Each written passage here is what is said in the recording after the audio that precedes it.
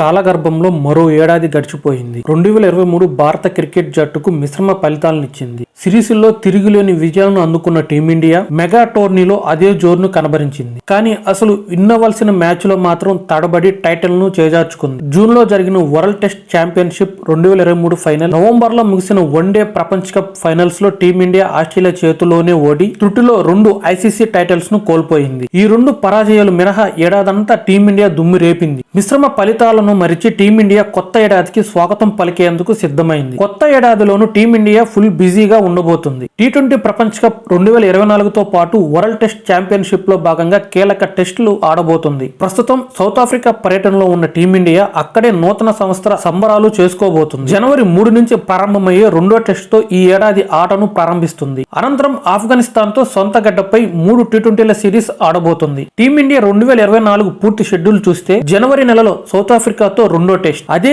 జనవరి నెలలో సొంత గడ్డపై ఆఫ్ఘనిస్తాన్ తో 3 టీ20ల సిరీస్, జనవరి మరియు మార్చ్ మధ్యలో సొంత గడ్డపై ఇంగ్లాండ్ తో 5 టెస్టుల సిరీస్, మార్చి నుంచి మే మధ్యలో ఐపీఎల్, జూనియర్ లో టీ20 ప్రపంచ కప్ 2024, జూలైలో శ్రీలంక పర్యటనలో 3 వన్డేలు 3 టీ20ల సిరీస్, సెప్టెంబర్ లో సొంత గడ్డపై బంగ్లాదేశ్ తో 2 టెస్టులు 3 టీ20ల సిరీస్, అక్టోబర్ లో సొంత గడ్డపై న్యూజిలాండ్ తో 3 టెస్టుల సిరీస్, నవంబర్ మరియు డిసెంబర్ మధ్యలో ఆస్ట్రేలియా పర్యటనలో 5 టెస్టుల సిరీస్.